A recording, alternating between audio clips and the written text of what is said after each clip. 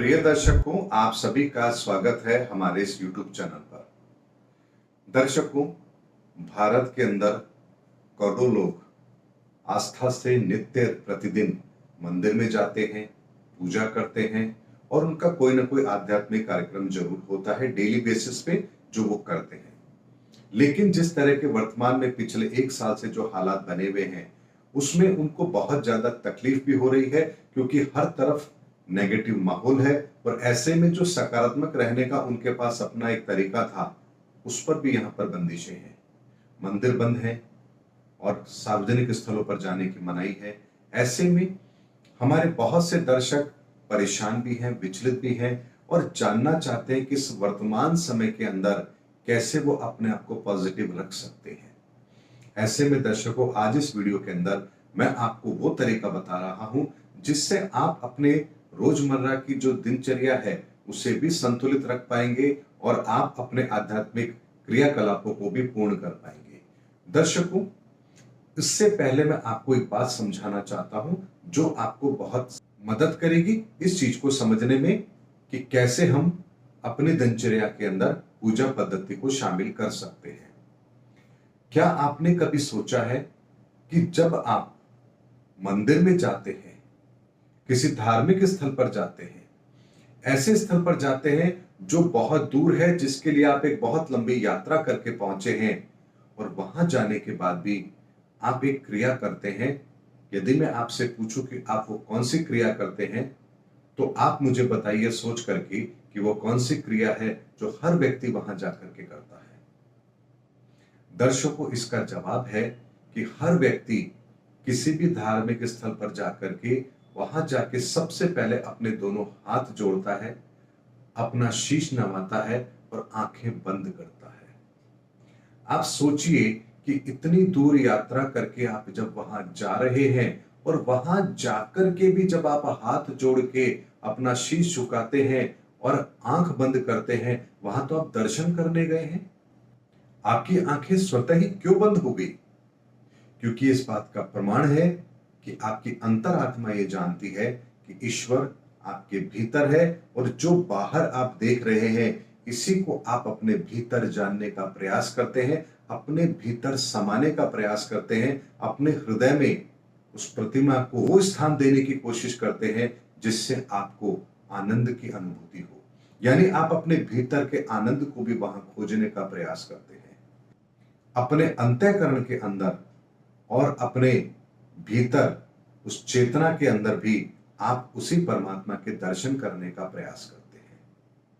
दर्शकों, इसी पद्धति को यदि आप ध्यान से समझेंगे तो हम भी इस लॉकडाउन के समय पे, प्रतिबंधों के समय पर, कोरोना के इस कालखंड के अंदर हम भी मानस पूजा कर सकते हैं।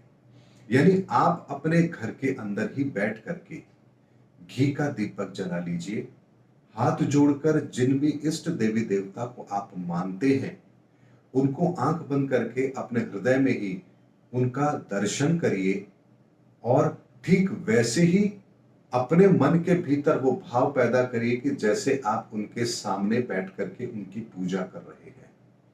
और वो प्रक्रिया आप अपने भीतर, अपने मानस पटल पर उसको आने दीजिए। यही मानस पूजा है। यानी कि किसी स्थान पर बैठ करके हम अपने मन के अंदर उस पवित्र स्थान का ध्यान करके जब वही क्रिया जो हम उस समय पर वहां करते वही अपने मन में दोहराते हैं, इसे ही मानस पूजा कहा जाता है। और इसका पूर्ण फल आपको वही मिलेगा जो आप वहां जाकर के करते हैं। यानी वहां जाकर भी हम आंख बंद करके ईश्वर का ध्यान करते हैं और वही चीज हम अपने स्थान पर कर रहे हैं। हाँ, इतना जरूर फर्क है कि आपके घर के अंदर वो सकारात्मक माहौल उतना नहीं होता जितना उस पवित्र स्थान पर होता है। लेकिन ऐसे में यदि आप पॉजिटिव हैं और अपने घर के मंदिर में ये कार्य कर रहे हैं तो आपको यहां पर उसका पूर्ण फल प्राप्त होगा, क्योंकि आपके घर का मंदिर पवित्र है, साफ सुथरा है और वहां पर आप नित्य प्रतिदिन अपनी आध्यात्मिक क्रियाओं को करते हैं। ऐसे में वो स्थान आपके घर का सबसे पवित्र स्थान है और उस स्थान पर बैठ करके जब आप मानस पूजा करते हैं तो आपको वही फल प्राप्त होगा जो आप पूजा के द्वारा प्राप्त करना चाहते हैं। आपके सभी ग्रहों के उपाय भी आप उसी तरीके से मानस पूजा के माध्यम से करें, जो भी आपको बताए गए हैं, जिसके भी द्वारा बताए गए हैं। कोई मंत्र उच्चारण आपको दिया गया है तो वो करिए, और जिस दिन की भी जो देवी देवता की पूजा है आप उसको मानस पूजा के रूप में करिए। आपको निश्चित तौर पर यहां पर लाभ होगा। दान यदि कोई करना है, हमारे आसपास जो जीव जंतु हैं, पशु पक्षी हैं, उनकी हम मदद करके कर सकते हैं, या किसी गरीब असहाय की मदद करके भी हम कोई उपाय कर सकते हैं। जरूरी नहीं है कि आपको मंदिर में जाकर के ही भेंट देनी है। आप उस पैसे को और उस सामग्री को जरूरतमंद को दे करके भी वो दान कर सकते हैं। ये कार्य करने से आपकी पूजा पूर्ण होगी और किसी भी तरह का कोई कम फल आपको यहां नहीं मिलेगा, बल्कि उतना ही फल मिलेगा जितना आप उस पूजा से प्राप्त करना चाहते हैं। उम्मीद करता हूं दर्शकों, इस कठिन समय के अंदर मेरा ये वीडियो आपको सकारात्मक भूमिका निभाने में ये उपाय आपकी बहुत बड़ी मदद करेगा। इसे आज से ही अपनाइए और फिर देखिए कैसे पूरे दिन में आप अपने आप को सकारात्मक रख करके इस माहौल को बहुत ही आसानी से निकाल देंगे। इसमें कोई संदेह नहीं है। माहौल वही है, सिर्फ हमें अपनी सकारात्मक भूमिका निभानी है। एक छोटी सी बात मैं यहां पर आप लोगों के साथ शेयर करना चाहता हूं। डूबता वो नहीं है जो पानी में गिरता है, डूबता वो है जिसे तैरना नहीं आता है।